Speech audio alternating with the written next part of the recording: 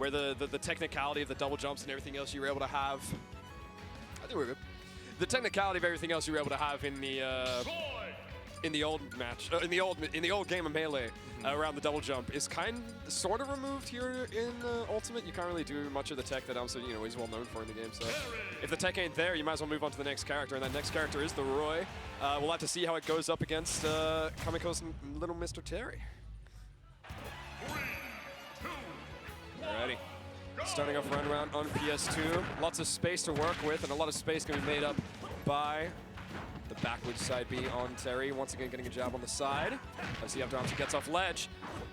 Dangerously.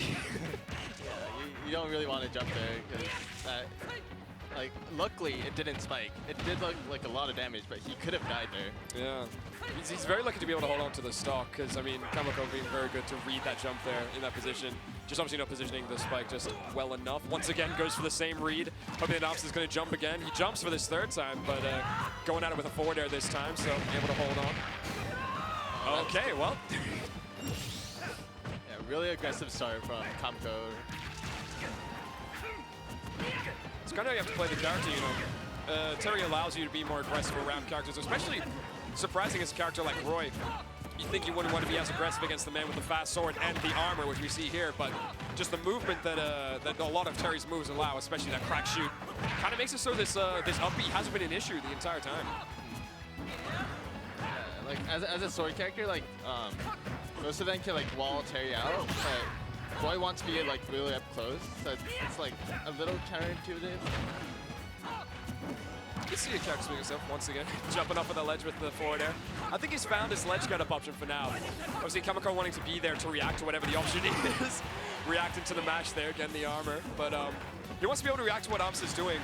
He baits him there by actually going for the air dodge instead of the forward air, but he's going to be able to get that edge guard and survives. Very nice. Yeah. Wow, and he gets the stock for that.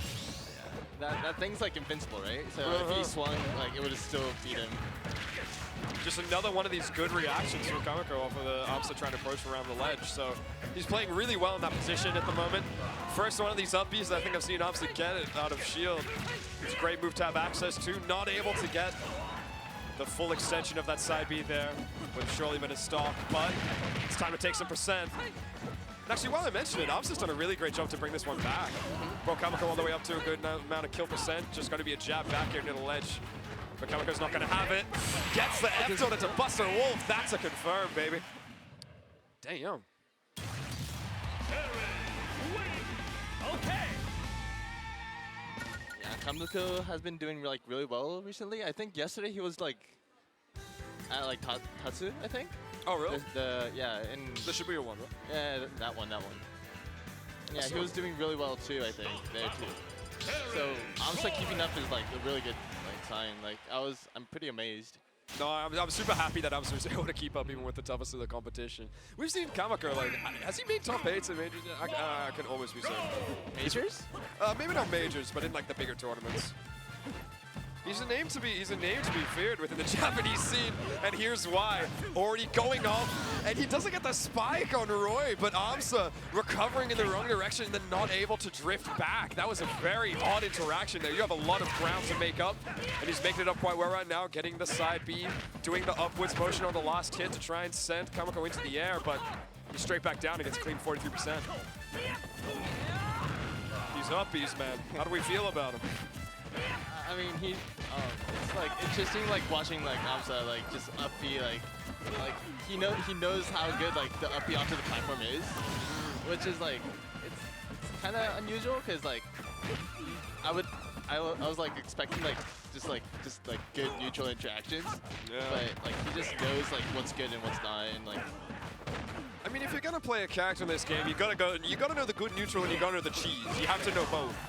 But it looks like Kamuko also is well aware of the cheese that Roy possesses. He rarely is getting hit with these up Bs. Most of the time just shielding them and letting aMsa fall to the platform. Not always getting a punish, but you know, Terry is one of those characters that can just really quickly jump up there, hit you with an up air, and try and confirm it to a next move. So aMsa's gotta be careful where he uses it. Able to get that up air on the jump of Kamuko. That touched the shield even from that distance. Terry forward tilt is insane.